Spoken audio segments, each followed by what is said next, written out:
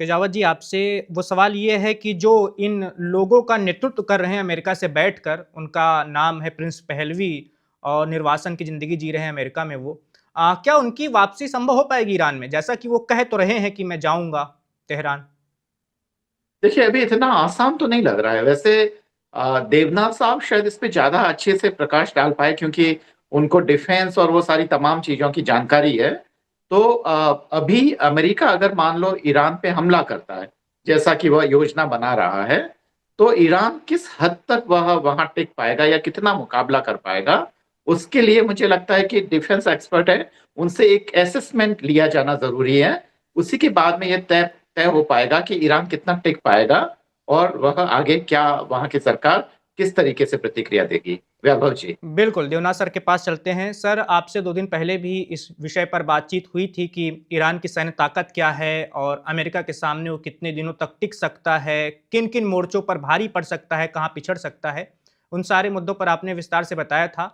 इस वाले पहलू पर आपका क्या कहना है कि जो शाह हैं प्रिंस पहलवी अ, वो ईरान में कितना बदलाव ला सकते हैं? देखिए, रज़ा पहलवी जो हैं प्रिंस, क्या जी। वो ईरान में आएंगे? बहुत बड़ा निर्भर करता है कि ईरान में जो सड़कों पर प्रदर्शन हो रहे हैं वो कितना सक्सेसफुल होते हैं अमेरिका के पॉइंट ऑफ व्यू से।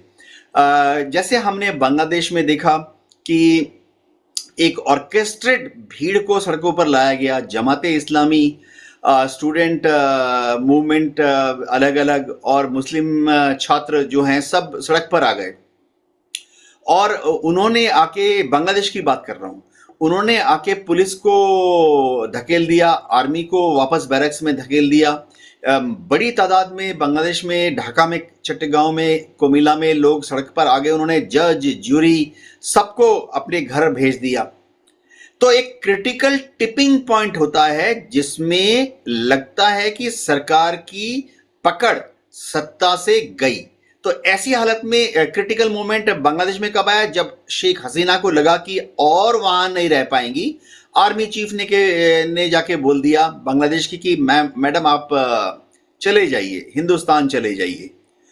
इस तरह का टिपिंग पॉइंट ईरान में कब आएगा? ईरान में इस तरह का टिपिंग पॉइंट तब आएगा जब आयतुल्लाह खमेनी या राष्ट्रपति पेजेश्कियन या ईरानियन रेवोल्यूशनरी गार्ड के जो टॉप कमांडर हैं वो इधर उधर छुपने की कोशिश करेंगे या भागने की कोशिश करेंगे, या जनता शायद उनके घर में ही घुस जाए। ऐसा हुआ है कई देशों में। श्रीलंका क्लासिक एग्जांपल है कि जनता प्रेसिडेंट के घर में घुस गई थी।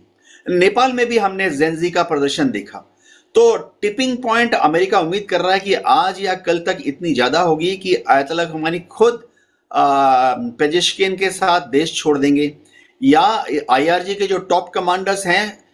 देखिए, पर्दे के पीछे बहुत कोशिश अमेरिका की सीआईए कर रही है कि जो सक्सेसफुल मॉडल उन्होंने वेनेजुएला में लगाया, वेनेजुएला में सीआईए ने पिछले 4 महीने में वेनेजुएलियन सुरक्षा तंत्र के सारे बड़े ऑफिसर्स को अपनी तरफ मिला लिया, ज्यादातर प्रलोभन देकर। तो जब अमेरिका की डेल्टा फोर्स घुसी कराकास में, कोई विरोध नहीं किया। वहां की टैंक सारे सड़क पे खड़े के खड़े रह गए, मशीन गनें सब खड़ी के खड़ी रह गई, एयर डिफेंस सिस्टम्स ने एक भी मिसाइल नहीं लॉन्च किया अमेरिकन हेलीकॉप्टर्स की तरफ।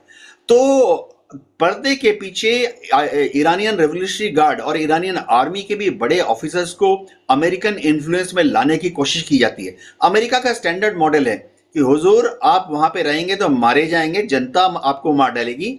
इसके बजाय आप अमेरिका के पक्ष में आ जाएं, जनता के पक्ष में आ जाएं। हम आपको अमेरिका में फलाने फ्लोरिडा में बड़ा सा बंगला दे देंगे, आपकी 3 पुश्तों को पढ़ाएंगे लिखाएंगे, बड़ी बड़ी नौकरियां देंगे। ये एक अमेरिका का टिपिकल तरीका होता है। तो अमेरिका उस क्रिटिकल मोमेंट के लिए इंतजार कर रहा है जब आयतुल्लाह खमेनी अपना पैलेस छोड़कर भागने के लिए मजबूर हो जाएंगे, लेकिन ऐसा होगा नहीं। Subscribe to One India and never miss an update. Download the One India app now.